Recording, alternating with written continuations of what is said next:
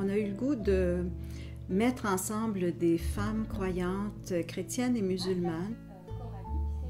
Je suis Elisabeth Clara, je suis de tradition chrétienne et de dénomination catholique. Je suis Asma Ibn Zahir et je suis musulmane.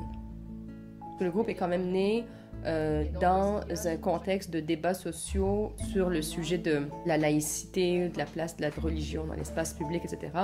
Et puis c'était important justement de trouver des espaces pour que des femmes croyantes qui se définissent comme étant féministes puissent parler aussi ouvertement avec d'autres femmes de d'autres traditions religieuses des questions de discrimination donc sexiste à l'intérieur de leur propre tradition ou discrimination en fait sexiste dans la société en général, donc toujours en rapport avec la justice sociale ou même discrimination en fait dans le rapport majorité-minorité en fait, discrimination à l'égard de certaines minorités ethnoculturelles ou religieuses. Quand on est militante féministe, c'est parfois difficile de trouver la possibilité d'exprimer notre engagement et féministe et croyant et de pouvoir partager le fait que c'est pour nous tout à fait compatible et important de pouvoir vivre ces deux dimensions.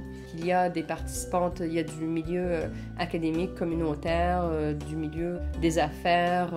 Ce qui est très important dans Mariam, c'est le souhait d'avoir un groupe diversifié. Diversifié non seulement chrétienne, musulmane, des deux traditions, mais diversifié au sein même de chacune des traditions. Des femmes protestantes, des femmes anglicanes, des femmes orthodoxes et des catholiques.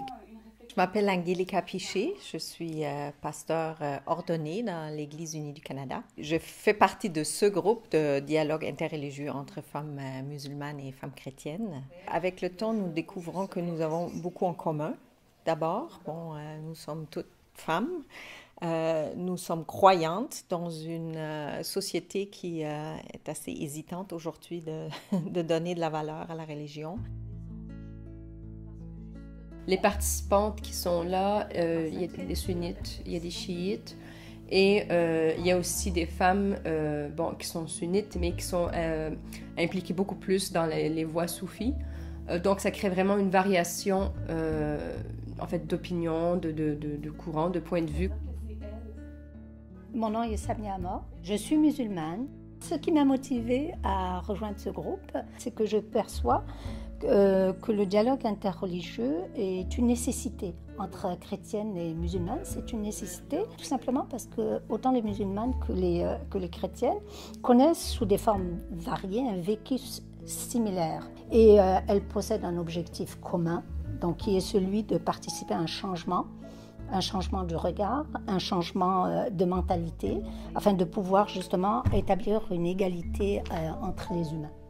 Beaucoup de problèmes que nous avons de méconnaissance, de préjugés, ça vient du fait que nous ne nous connaissons pas et nous n'avons pas assez d'occasions de nous rencontrer et de vraiment partager. Alors, si on a une occasion quelconque, c'est toujours enrichissant et aidant pour toute notre société. On entend souvent que la religion est source de problèmes. On entend souvent que les différences créent des barrières, que les différences sont... Alors que, justement, notre groupe interreligieux, en fait, est là comme une preuve, en fait, du contraire. Comme une preuve que les différences sont, au contraire, une opportunité de rencontre plutôt que des obstacles qu'on dresse entre nous et l'autre.